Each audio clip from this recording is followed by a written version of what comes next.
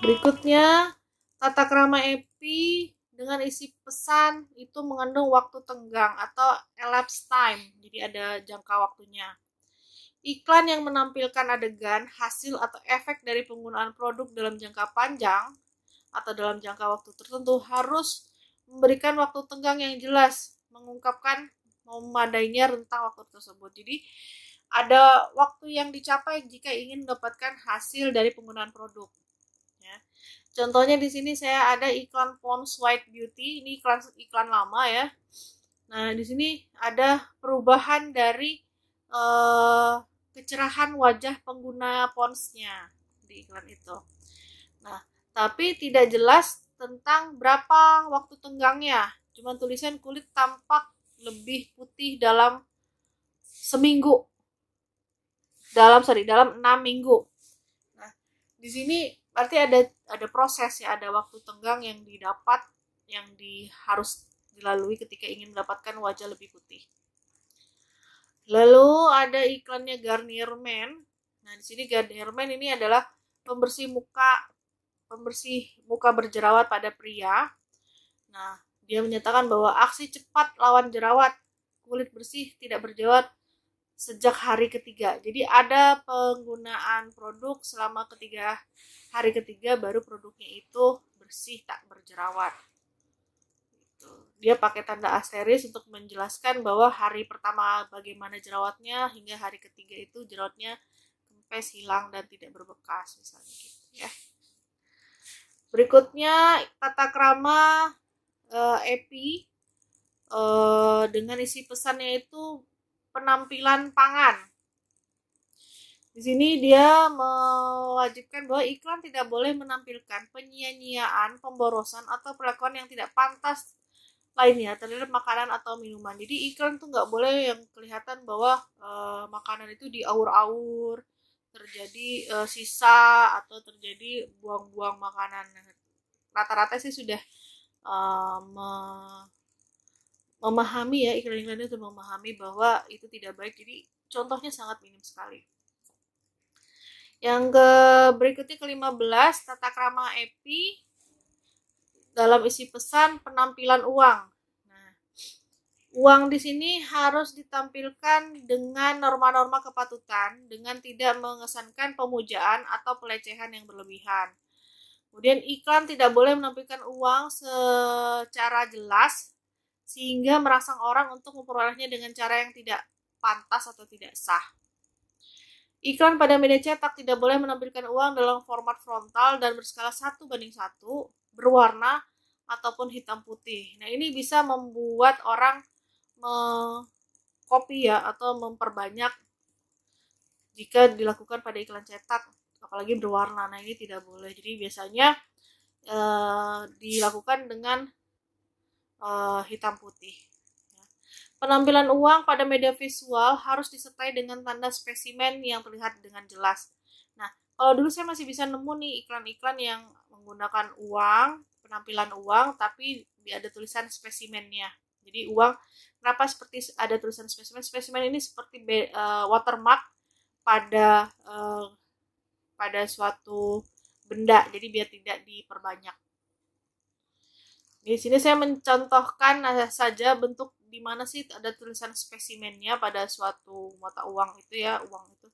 Dia ada tulisan spesimen di setiap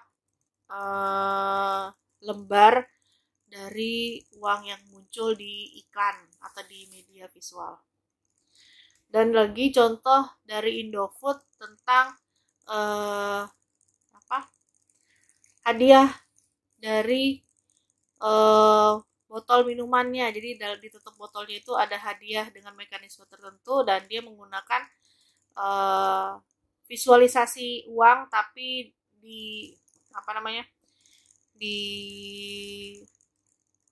dibuat artistik biar susah juga untuk diambil oleh orang lain.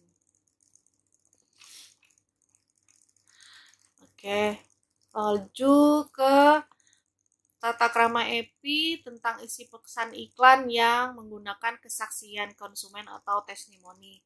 Pemberian kesaksian hanya dapat dilakukan atas nama perorangan, bukan mewakili lembaga.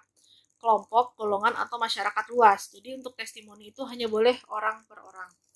Kesaksian konsumen harus merupakan kejadian yang benar-benar dialami oleh konsumen terkait dan tidak melebih-lebihkan. Jadi benar-benar dia penggunanya, gitu ya, bukan talent yang disuruh untuk memberikan kesaksian konsumen. Untuk produk-produk yang hanya dapat memberikan manfaat atau bukti pada konsumen dengan penggunaan yang teratur dan dalam jangka waktu tertentu, maka pengalaman sebagaimana dimaksud pada butir tersebut juga harus memenuhi syarat-syarat keteraturan dan jangka waktu. Jadi ada tulisan waktu tenggangnya. Ya. Kesaksian konsumen harus dapat dibuktikan dengan pernyataan tertulis yang ditandatangani oleh konsumen tersebut. Nah, ini biasanya jadi berkas lampiran dari suatu karya iklan.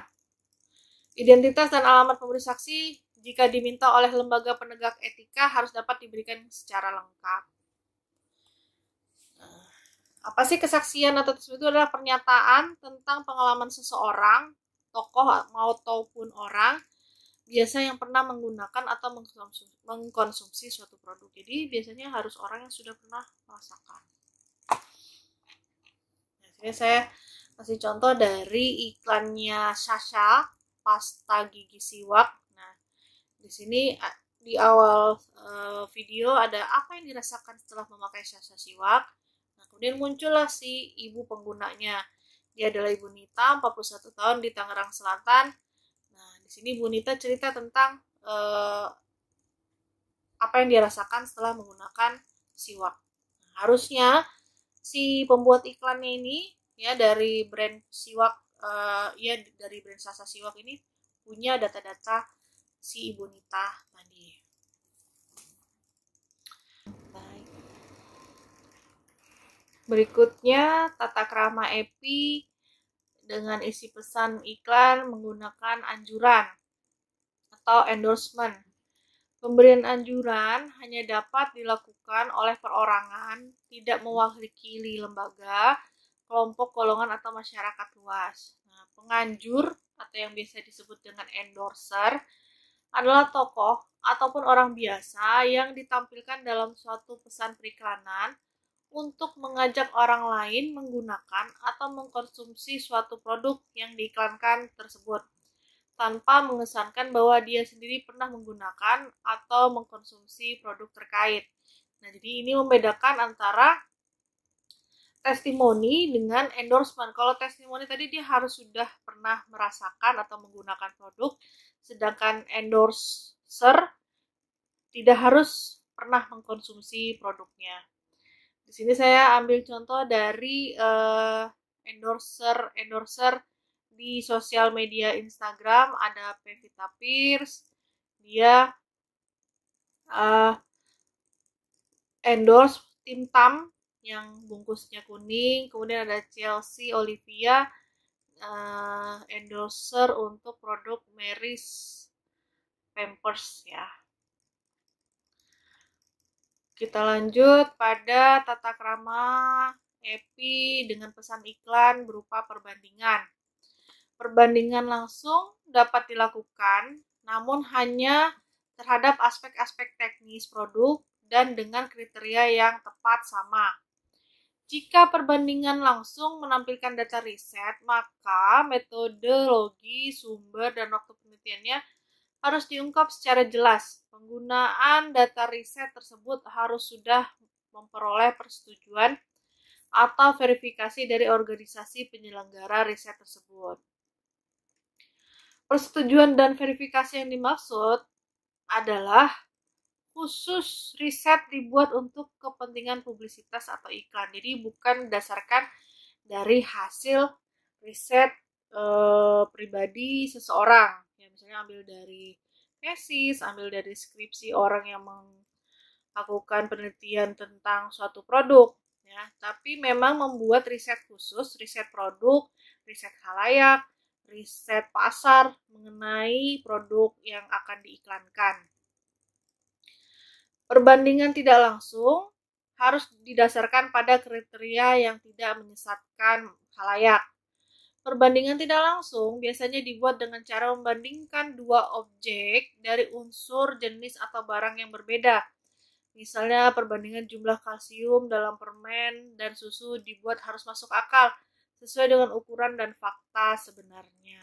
Ya, jadi nggak bisa tuh misalnya kita membandingkan, makanya iklannya ditarik ya, 3 permen milk kita setara dengan 1 gelas susu.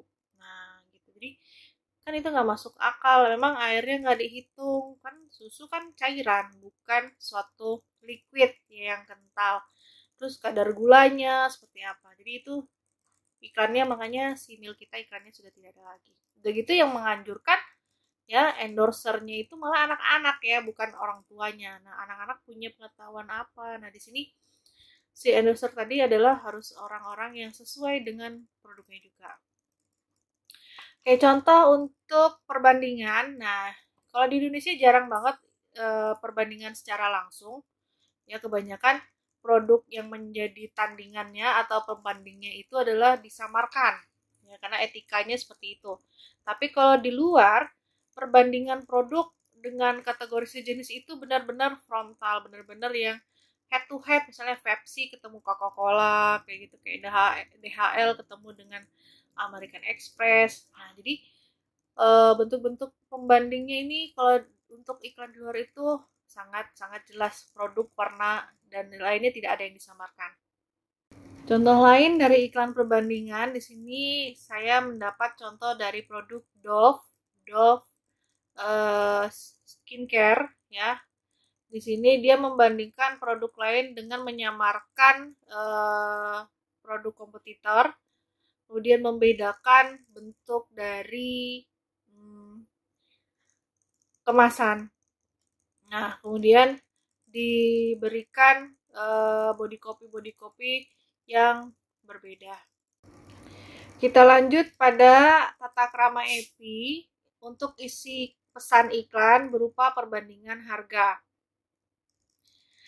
Perbandingan harga hanya dapat dilakukan terhadap efisiensi dan kemanfaatan penggunaan produk, dan harus disertai dengan penjelasan atau penalaran yang memadai. Saya mengambil contoh untuk perbandingan harga di sini adalah iklan mobil Nissan.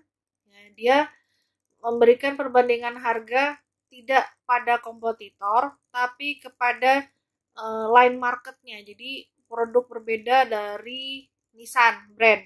Ya, Nissannya.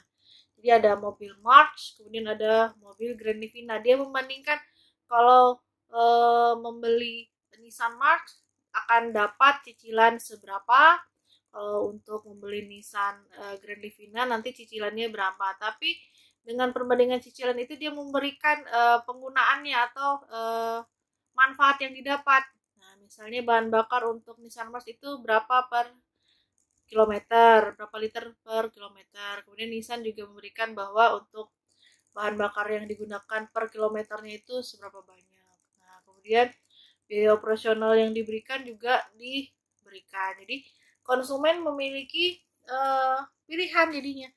Ketika dia ingin memberi suatu brand mobilnya adalah Livina, ya Nissan, dia bisa memilih, oh ini mobil dengan biaya segini, perbandingan harga segini, efisiensi dan manfaat produknya apa. Ini keren iklannya ya, walaupun banyak informasi yang diberikan, tapi membuat orang lebih bisa melakukan perbandingan. Lanjut, tata krama EPI pada pesan iklan yang merendahkan. Iklan tidak boleh merendahkan produk pesaing, baik secara langsung maupun tidak langsung. Nah, di sini nggak boleh yang seperti tadi ya, membandingkan produk Pepsi dan Coca-Cola. Nah, tapi juga nggak boleh di sini merendahkan. Jadi kalau membandingkan saja tapi tidak merendahkan tidak masalah. Nah, contohnya yang saya ambil ini iklan lama ya, pada billboard ya. Ada Telkomsel dan ada XL, perang harga, perang pulsa. XL menawarkan 0,1 rupiah per detik ke semua operator se-Indonesia. Nah, kemudian si Telkomsel memasang billboard di sebelahnya dengan tulisan tetangga sebelah ngomongnya paling murah, tapi tarifnya ribet dan jaringan terbatas. Nah, ini yang memberikan isi pesan iklan yang merendah. Jadi yang melanggar di sini adalah si Telkomsel. Lalu untuk iklan billboard Honda, ya, yakin di depan, biasa aja tuh. Nah, kata-kata di depan itu kan identik dengan kompetitornya Honda, yaitu Yamaha. Ya, yakin di depan, biasa aja tuh, aman, baru luar biasa. Jadi Honda memberikan USP, unique sellingnya, bahwa dia motor yang aman. Gitu, ya.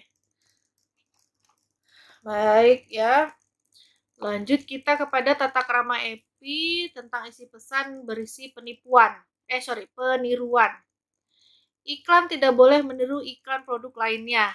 Nah, berarti kan ini kalau seperti ini modelnya adalah si tim kreatif, ya, ini minim ide. Peniruan tidak boleh dilakukan secara menyeluruh variabel iklan, termasuk jalan cerita, pengucapan pesan, penulisan pesan, dan nada lagu atau jingle. Atau hal-hal yang menimbulkan kesan sama. Peniruan iklan ini berlaku untuk segala materi iklan di seluruh dunia. Iklan juga tidak boleh meniru ikon atau atribut khas yang telah terlebih dahulu digunakan oleh sesuatu iklan produk pesaing. Ya. Nah, di sini saya memberikan contoh antara Ades dan Aqua, yang dimana Ades lebih dahulu mengiklankan tata cara penggunaan minuman di botol Ades. Misalnya, pertama dia pilih air mineral yang berkualitas. Nah, Ades, terus minum sampai kesegarannya berasa. Kemudian setelah selesai botolnya habis, airnya habis, botolnya diremukkan. Gitu. Nah, kemudian beberapa tahun kemudian iklan yang Ades sudah tidak ada ada penayangan lagi. Aqua mencoba hal yang sama, ya. Semua berawal dari kita, awal yang baik, akhir yang baik. Ya, di sini remukan botol kosongnya, buang pada tempatnya. Jadi sama-sama proses meremukkan botol, ya. Jadi iklannya identik. Lanjut kepada tata krama EPI tentang isi iklan yang menggunakan istilah ilmiah dan statistik.